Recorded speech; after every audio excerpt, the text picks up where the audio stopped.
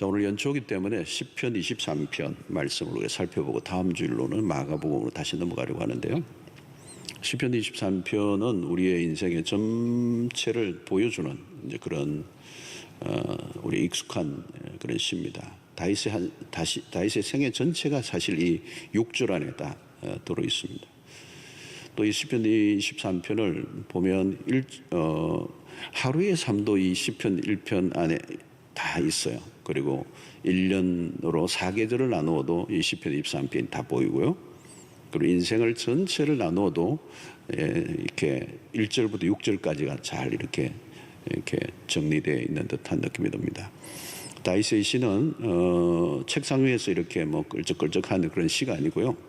삶의 채취가 묻어나는 치열한 그런 시로 보여집니다. 우리 23편은 많이 알려져 있는데 22편은 알려지지 않은 편이죠. 근데 22편은 하나님의 부재, 하나님이 계시지 않는 듯한 극심한 고통을 겪고 있는, 사실은 예수 그리스도의 십자가에 그 매달린 사건을 이제 연상하게 하는 그런 시입니다. 22편은 하나님의 부재라면 23편은 하나님의 임재에 초점을 둔 그런 시입니다. 그래서 23편도 어떻게 보면 좀 평온해 보이지만 안으로 들어가 보면 혹독한 또 치열함이 보이는 그런 시인데요. 이 23편을 보면 우리의 인생의 가이드라인이 다 이제 들어가 있습니다. 삶이 혼란할 때, 또 특별히 연초 이럴 때는 23편을 좀 꼭 짚어보면서 우리의 삶의 여정을 한번 확인하고, 또 무질서하고 혼란한 삶이 있다면 23편으로 돌아가면 우리의 삶을 가지런하게 질서정연하게 세워주는 그런 말씀입니다. 그래서 23편은 아무리 묵상을 해도 그 진수가 막 그 안에서 막 펑펑펑 쏟아져 나옵니다. 제가 특세 때 몇 년 전에 23편을 가지고 6절을 가지고 4주 동안 제가 설교를 한 적이 있는데, 아주 두꺼운 책으로 지금 시중에 나와 있습니다만은 깊은 만족이라는 것으로 나와 있습니다만, 그 정도로 꽤 두꺼운데요. 4주 동안 6절을 살펴봤는데도 아주 부분에 불과한 말씀, 부분만 살펴본 것입니다. 그래서 사실 오늘 1절 한 구절만 이렇게 살펴봐도 뭐 끝도 없이 이렇게 흘러나올 수 있는 그런 말씀입니다. 23편은 이렇게 여러분들 대하면 친근하죠. 우리가 동떨어져 있는 얘기가 아니고 매우 가까이 우리의 일상에서 경험하고 있는 얘기다. 오래전에 그 고대 사이에 다윗의 얘기가 어쩌면 우리의 얘기처럼 들려지는지, 이게 말씀의 위력이죠. 자, 오늘 23편의 1절이 가장 핵심입니다. 이 전체를 이끌어주는 핵심적인 구절이 1절인데요. 여호와는 나의 목자시니 내게 부족함이 없으리로다. 자, 이것을 통하여 이제 가장 먼저 우리가 해야 될 것은 목자와 양과의 관계입니다. 그 관계를 바르게 설정하는 하나님이 목자이시다, 나는 양이다. 이 관계가 중요합니다. 이게 아주 정확하게 세팅이 되어 있어야 돼요. 나는 목자가 아니에요. 하나님이 목자고 나는 양이다. 자, 이 1절에서 이걸 머리로 이해하는 걸로 끝나는 게 아니라 우리 실제 삶에서 경험되어져야 되는 건데요. 1절에서 삐걱하면 인생이 다 꼬이는 겁니다. 여기에서 모든 게 꼬여요.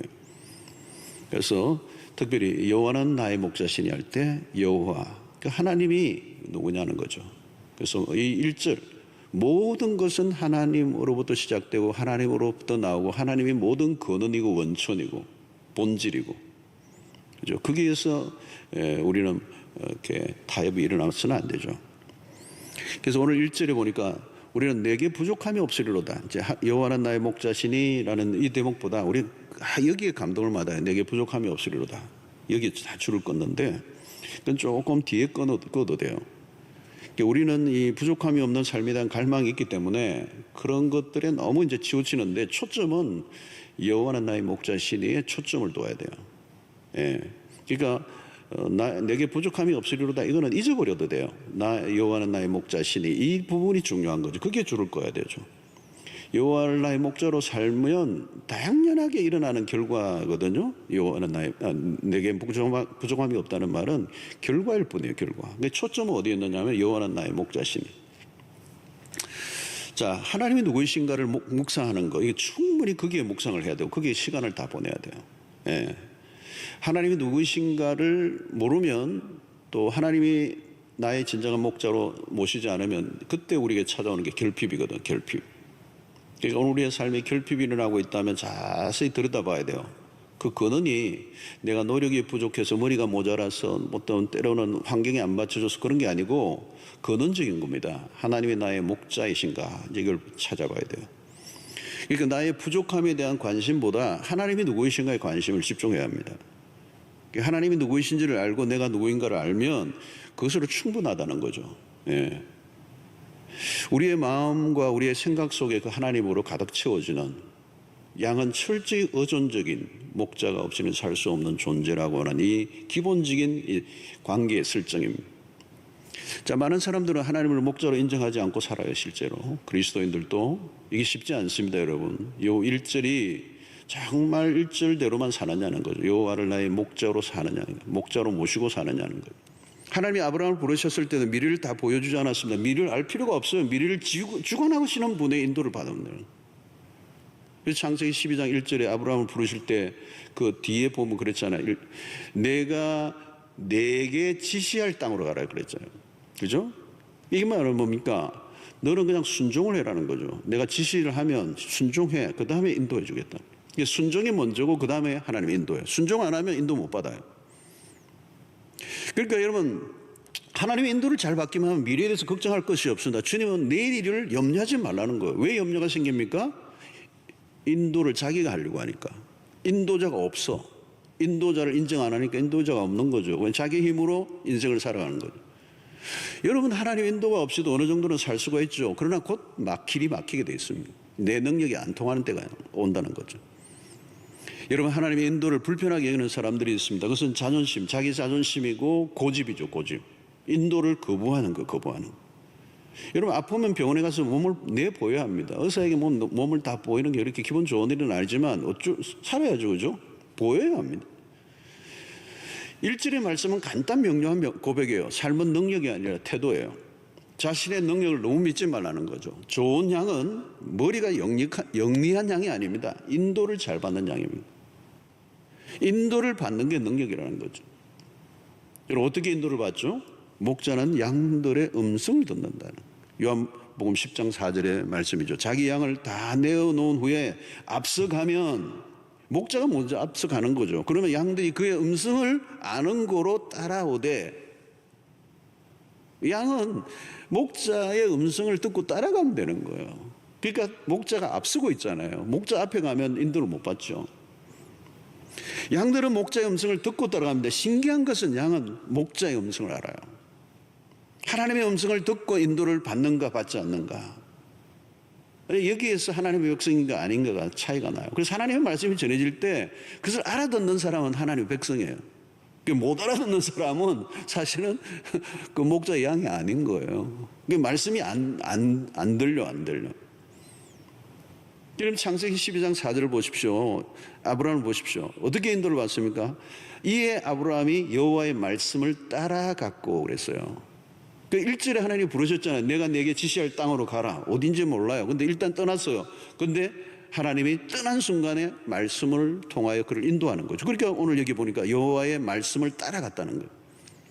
롯도 그와 함께 갔으며, 이 롯도가 여기 나오는데 롯도 그와 함께 갔으며, 여러분, 이 롯은 말씀을 따라간 게 아니에요. 삼촌 따라간 거고 나중에는 삼촌도 버렸잖아요. 그러니까 길이 막혀버렸어요. 여러분, 오늘 하나님은 말씀으로 인도하시죠. 말씀으로. 이 광야라고 하는 단어를 히브리어로 미드바르라고 하는 단어를 써요. 미드바르. 근데 이 단어를 뜻하는 또 다른 다바르라고 하는 것과 같은 어원인데, 이 다바르는 무슨 말이냐? 말씀을 뜻하는 거예요. 이 광야라고 하는 미드바르와 말씀이라는 다바르가 어원이 같아요. 그 의미가 있는 거죠, 여러분. 이 말은 뭡니까? 광야에서 필요한 것은 잡다한 지식이나 정보나 처세술이 아니라는 거예요. 광야에서 하나님의 말씀이 들려야 되네요. 들리지 않으면 길을 잃어버린다. 말씀이 끊기면 죽는 겁니다. 하나님의 인도를 받으면 걱정할 것이 없지만 광야에서 말씀이 들려지지 않으면 죽는다. 이건 너무너무 명확한 것이죠. 하나님은 광야에서 당신의 백성들의 떡을 먹이셨죠. 이스라엘 백성들의 떡을 먹이셨어요. 광야에서 진짜 떡은 사실은 그 떡이 아니에요. 그 떡을 통하여 그 떡의 근은 원천이신 하나님이죠. 그래서 요한복음 6장 58절에 예수님이 이렇게 얘기했어요. 이것은 하늘에서 내려온 떡이니 조상들이 먹고도 죽은 그것과 같지 않다. 그러니까 이스라엘 백성들은 광야에서 떡을 먹고도 죽었어요. 그 떡만이 자신의 생명을 보존하는 줄로 알았는 거죠. 진짜 떡은 뭐냐? 오늘 여기도 마찬가지죠. 예수님이 진짜 떡인 거죠. 하나님이 진짜 떡인 거죠. 그래서 이스라엘 백성들은 광야에서 40년을 방황했습니다. 40일 광야에서 예수님은요, 광야에서 금식을 하신 다음에 사탄이 돌이 떡이 되게 하시는 그 시험에 어떻게 반응하셔? 떡으로 사는 것이 아니고 하나님의 입에서 나오는 말씀으로 살 것이니라. 그렇게 응수하셨죠. 여기에서 이제 이스라엘 백성과 예수님의 차이예요. 이스라엘 백성들이 광야에서 40년 뺑뺑이를 돌았습니다. 금방 들어갈 수 있는 곳인데 하나님의 인도를 거부한 것이죠. 그러니까 뺑뺑이를 도는 겁니다. 해적 목마를 그냥 타고 그냥 40년을 돈 거예요. 왜요? 하나님의 말씀을 못 듣는 거죠. 하나님의 말씀을 귀중히 여기지 않아요. 그것의 증거가 뭘로 나타납니까? 그들은 하나님께 원망과 불평, 모세에게 원망과 불평을 쏟아놓습니다. 여러분, 원망과 불평이 위험한 것은 뭐냐면 원망과 불평을 하는 순간에 하나님의 음성을 들을 수가 없어요. 왜요? 원망과 불평은 자기의 소리잖아요. 자기의 소리가 내면에서 더 커지면 하나님의 음성을 들을 수가 없어요. 하나님의 음성을 들려고 하면 자기의 소리를 낮춰야죠. 근데 이 백성들이 교만하여 그죠? 나중에는 우상도 만들고 하나님이 아닌 다른 것의 인도를 받으려고 자꾸 하는 것이죠. 그들의 완악함이죠. 여러분, 이것은 뭐예요? 하나님의 말씀, 광야에서 하나님의 말씀을 거부한 결과예요. 궁극적으로는 이스라엘 백성들이 여러 가지 시험이 있었는데 하나님의 말씀의 인도를 받는 일이 실패라는 것입니다. 아브라함은 우리의 믿음의 조상으로서 가장 큰 모델로 우리에게 주시는 최고의 모델은 그런 말씀을 따라간 거예요. 물론 아브라함도 말씀을 따라가다가 기근이 와서 애굽으로 이렇게 먹을 걸 구하러 갔다가 뭐 아내 빼앗길 뻔하고 여러 가지 사건이 일어나잖아. 결국 말씀이 아닌 다른 것들의 인도를 받아가는 빵 문제를 해결하려고 하다가 결국은 곁길로 빠져서 사고가 나고 이제 이렇게 되는 것이죠. 그래서 오늘 우리는 연약하기 때문에 순간순간 앞길을 모르는데 자기 재주 잔재주 피우지 말고 하나님의 인도, 하나님의 인도는 뭘로? 말씀을 통하여. 말씀 없으면 우리 광야에서 못 삽니다. 말씀이 우리의 빛이잖아요. 우리의 길의 빛이 되는 거예요. 주의 말씀은 내 발의 등이요 내 길의 빛이니다. 그 말씀이죠. 여러분, 이 한 해 동안 아주 작은 일을 통해서도 하나님의 인도를 받으셔야 돼요. 하나님의 인도를 받아야 돼요. 어떻게 해요? 말씀을 통하여. 자, 또 우리가 하나님의 인도를 받아야 될 이유는 변화무쌍한 세상의 환경 때문입니다. 오늘 4절도 보십시오. 내가 사망의 엄침한 골짜기로 다닐지라도 해를 두려워하지 않을 것을 주께서 나와 함께 하심이라. 주의 지팡이와 막대기가 나를 안위하시나이다. 광야는요, 수시로 상황이 변해요. 변덕스러워요. 예측을 할 수가 없어요. 기후도 이게 일교차가 너무 크죠. 그래서 이스라엘 백성들이 불기둥과 구름 기둥으로 이렇게 하셨던 것도 일교차가 너무 큰 거예요. 장애물들이 나타나고 맹수들의 위협이 있고요. 또 이 산악 지역들, 이 지형이 거칠어요. 그래서 자칫하면 낭떠러지가 떨어지면 낙사할 수도 있고 이 생명을 위협하는 일들이 많이 일어났다는 거. 그래서 오늘 여기 보면 다윗도 사망의 엄침한 골짜기. 그래서 자신의 인생의 사망, 다시 말하면 생명을 위협하는 일들이 일어났다는 거.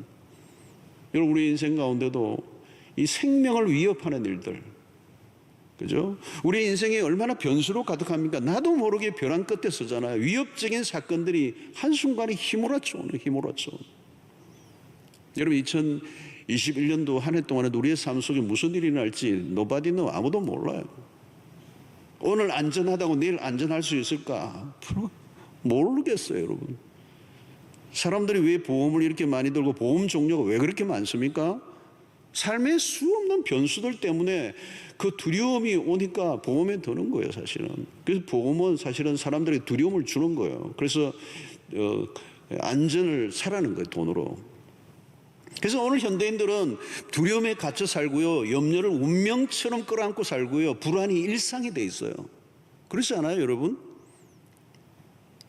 내가 아무리 잘해도 악한 자들에 의해서 내몰릴 때가 있습니다. 그렇죠? 괜히 미워하고 터집을 잡고 애매하게 나를 막 코너로 몰고.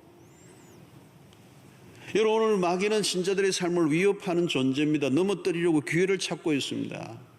구약의 욥은 한순간에 이 사탄이 절망의 골짜기로 밀어넣었잖아요. 욥뿐입니까? 요셉도 마찬가지죠. 우리가 지난주에 살펴보았지만 자신과 상관없는 그런 불행한 일에 연루되어서 계속 연속적으로 꼬이는 거예요. 삶이란 이런 겁니다. 한순간에 흔들릴 수 있다는 겁니다. 예수를 잘 믿는다고 해서 뭐 어려운 일이 없습니까? 여전히 어려움에 노출됩니다.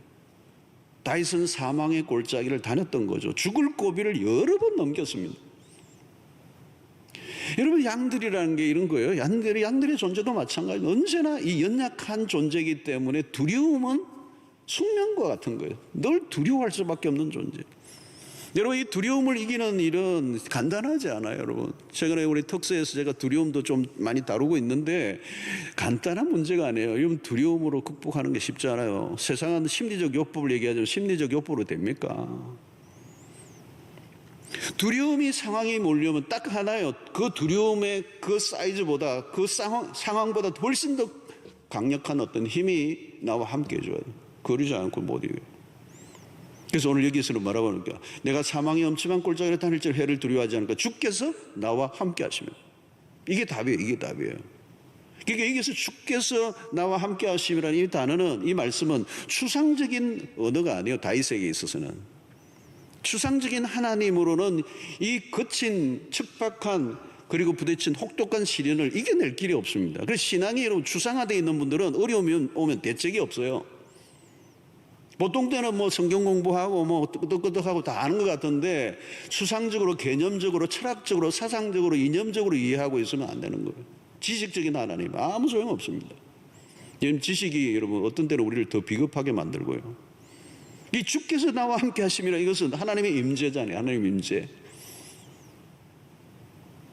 여러분, 하나님의 임재를 언제 느낍니까? 하나님의 임재 가운데서 깊은 임재를 경험한다는 게 어떤 것입니까?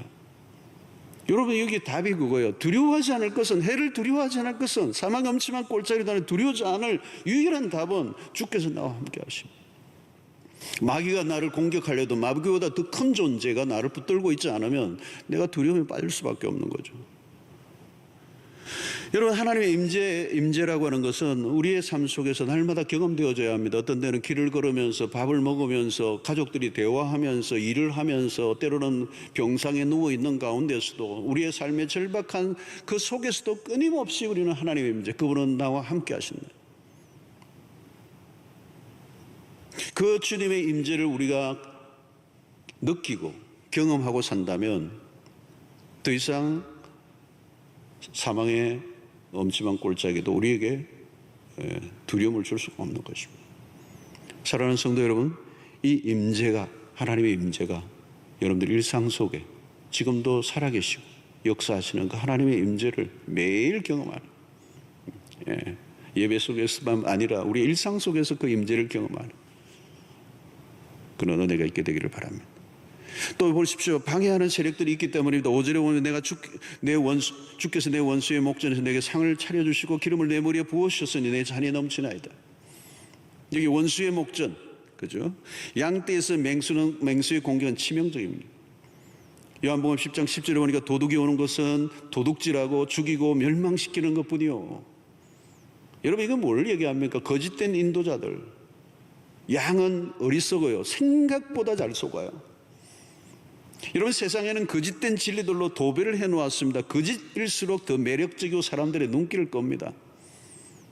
그래서 여러분, 신앙생활에 매우 중요한 건 뭘까요? 분별력이네요. 분별력입니다. 분별력. 지혜가 뭡니까? 분별력입니다. 왜 고생합니까? 분별력이 없어서 그렇잖아요. 잘못 인도를 받는 거죠. 분별력이 없으니까.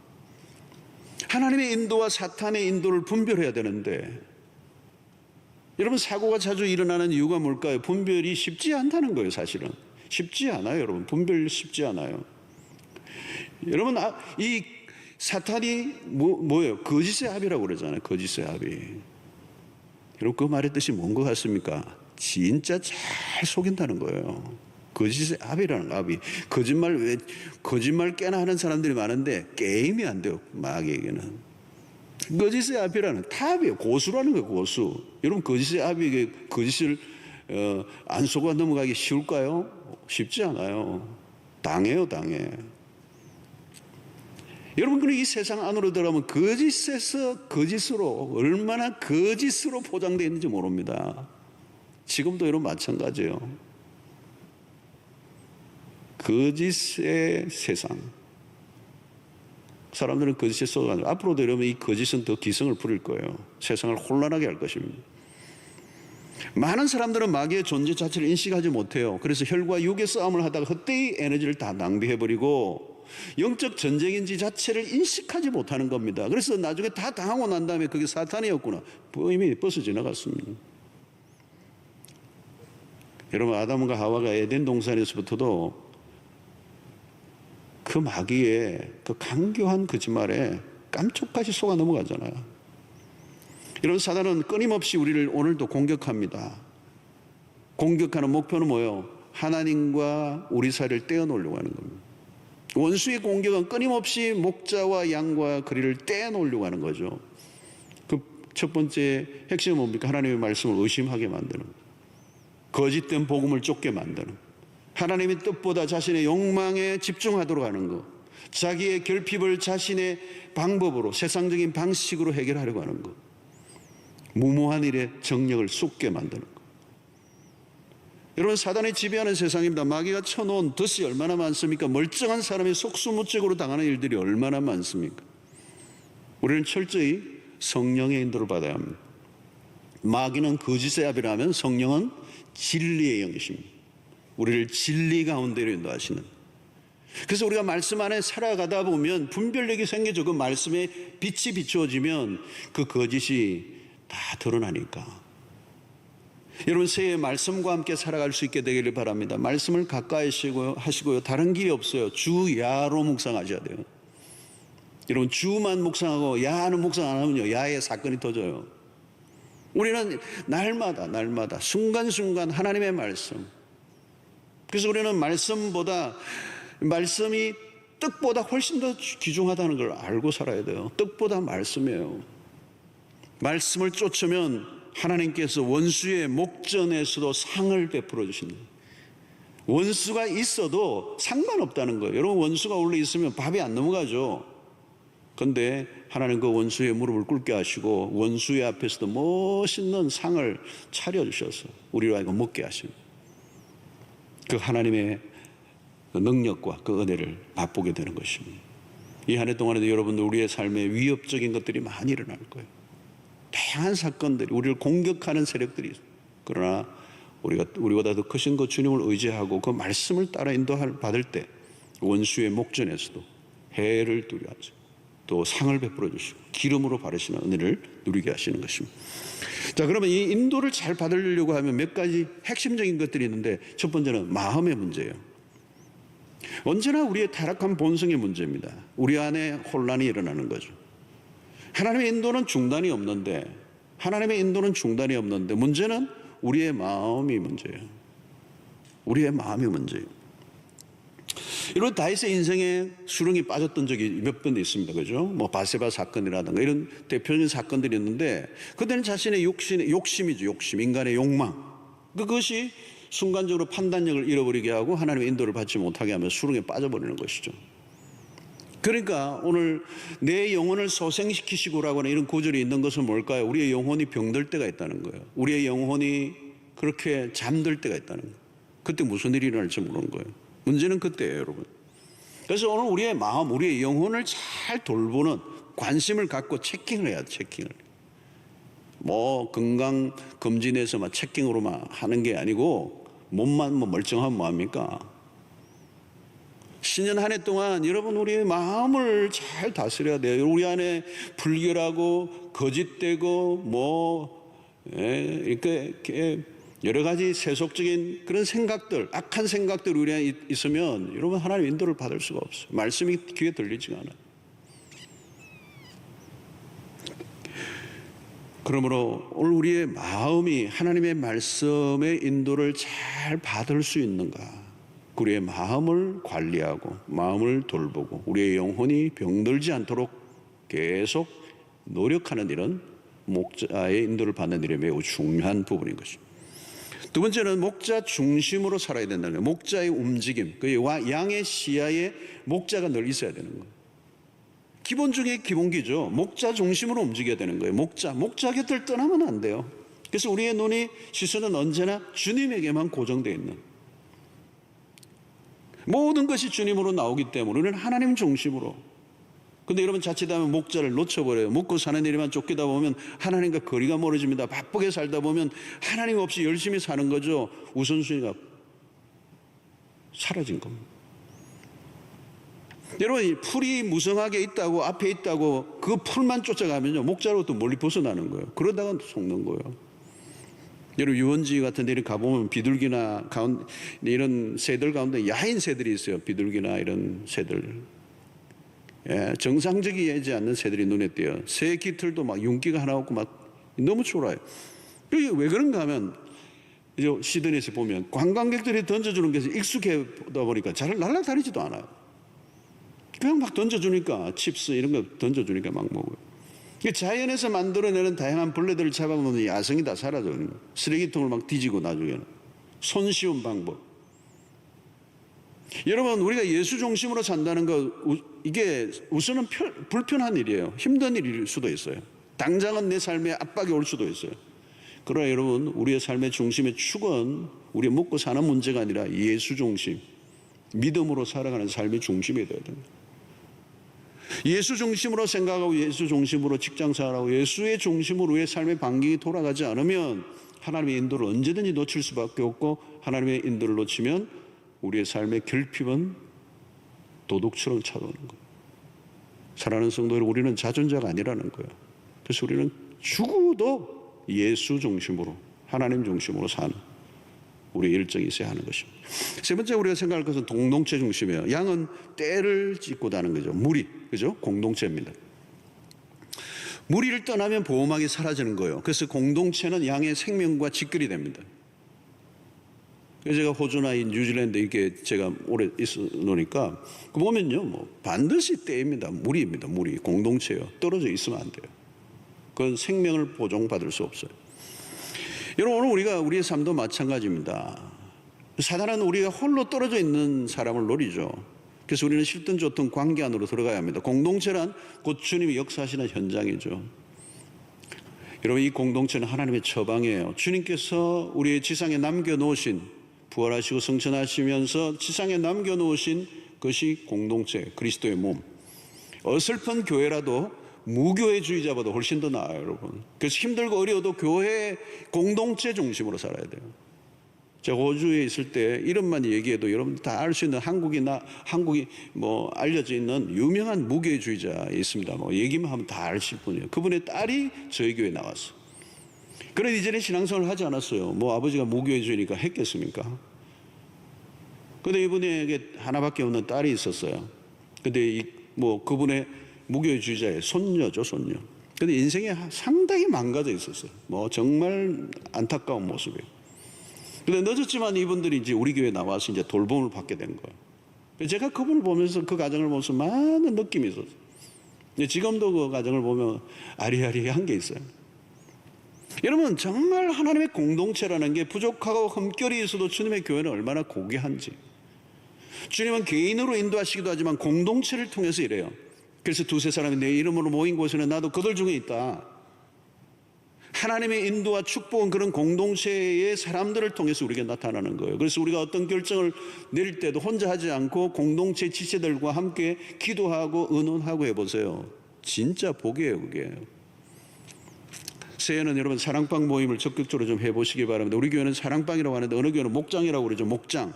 의미가 좋죠. 목자가 돌보는 양떼들의 모임. 그곳에서 보호를 받고 영적으로 성장할 수 있는 거죠. 신앙이 빠르게 자랍니다, 여러분.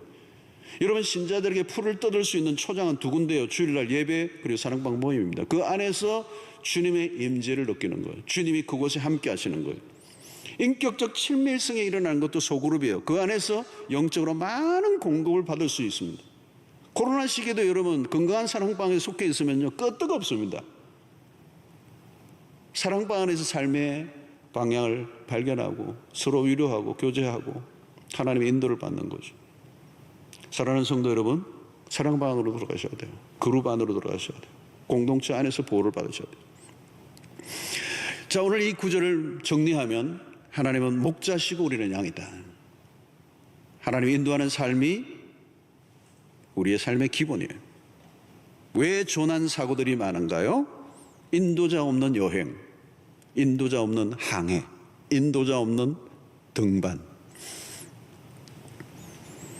되게 사람들은 왜 나에게 이런 시련이 왔습니까? 여러분 좀 더 거슬러 가보세요. 그 일들을 결정하기 전에 하나님께 물었느냐는 거죠. 하나님의 인도를 구했느냐는 거죠. 인도자가 없는 여행 위험한 것이죠, 여러분. 우리 인생의 초행입니다. 아무도 가본 길을, 여러분 뭐 부모님이 걸어갔지만 그 부모님이 걸어갔던 길을 내가 가는, 내 인생은 또 다른 길이에요, 여러분. 초행이에요. 한 번도 안 가본 길이에요. 무슨 일이 일어날지 모르는 것이죠. 여러분 에베레스트 같은 높은 산은요, 그 등정에서는 한 발짝만 잘못 디뎌도 그냥 죽음이에요. 여러분들의 삶에 인도자가 있습니까? 과연 그 인도자가 믿을 만합니까? 누가 인도자입니까? 사랑하는 성도 여러분, 우리의 삶의 인도자는 오직 한 분밖에 없습니다. 완벽한 인도자. 그분의 인도만 받으면요, 추락사고 없습니다. 최고의 가이드십니다. 그분을 따르면 한 건의 사고도 없습니다. 완벽하게 우리의 인생을 이끌어 주실 분이에요. 그분에게 온전히 내 삶을 맡기면 어떻게 된다고요? 부족함이 없으리로다. 여러분 오늘 이 시편 23편은 그냥 뜬구름 잡는 얘기가 아닙니다. 다윗의 생애 속에 다윗의 삶의 모든 것이 담겨있는 농축된 진정한 고백이에요. 오늘 여기 보면 내게 부족함이 없다고 했지만 5절에서는 내 잔이 넘치나이다. 저는 넘친다라는 이 표현을 너무 좋아해요.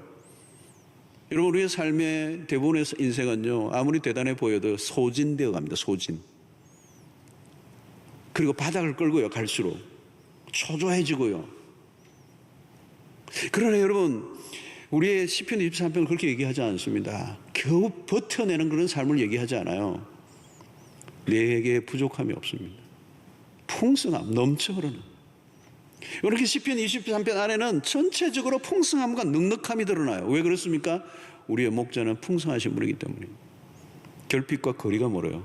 우리는 그를 따르는 양입니다. 여러분 하나님 우리에게 성경을 보면 주시는 분이세요. 우리에게 끊임없이 주시고 또 주세요. 그분은 우리에게 믿음을 주셨어요. 그리스도를 주셨어요. 성령을 보내주셨어요. 하나님의 진리의 말씀을 우리에게 주셨어요. 교회를 주셨어요. 사랑방은 여러분들에게 보너스예요. 부활의 생명을 주셨고요. 우리에게 놀라운 사랑을 보여주시고요. 우리에게 때로는 지혜를 주시고요. 우리의 삶에 낭패를 당하고 절망할 때는 소망을 주시고 우리를 격려하시고요. 하나님 우리에게 주신 게 한두 가지가 아니에요. 우리에게 필요한 것을 다 주셨어요. 하나님은 공급자십니다. 시편 23편은 마땅히 우리가 누려야 할 삶을 알려주고 있습니다. 특별한 사람만이 누릴 사람이 아니라 신자라면 모두가 누려야 할 삶. 여러분 다윗의 이 고백을 여러분 신약에 한 사람 옮기면요, 바울 사도가 이걸 다 누린 사람이에요. 불가능한 삶이 아니라는 거예요. 사랑하는 성도들, 왜 세상은 많은 것들이 흘러 넘치는데도 날마다 결핍을 느끼고 살아갑니까? 시편 23편이 우리에게 답을 줍니다. 성도 여러분, 양의 자리로 돌아가십시오. 나는 목자가 아닙니다. 우리는 목자가 될 수가 없습니다. 내가 목자의 인생을 살려고 하면, 내가 주도하고 내 인생을 내가 책임질 것처럼 여기면 결핍으로 떨어집니다. 1절입니다. 여호와는 나의 목자시니 내게 부족함이 없으리로다. 이 시편 23편이 여러분들의 삶에 그대로 경험되어지는 축복이 있게 되기를 주의 이름으로 축원합니다. 하나님 아버지, 오늘 우리에게 주신 말씀으로 인해 감사합니다. 23편의 말씀이 우리의 인생 가운데 그대로 녹아지고 경험되어지는 역사가 있게 해주시고, 나는 양이요 주님은 우리의 목자이십니다. 그러므로 우리에게 부족함이 없습니다. 이 삶이 그대로 우리의 인생 가운데 일어나게 하여 주시옵소서. 예수님의 이름으로 기도하옵나이다. 아멘.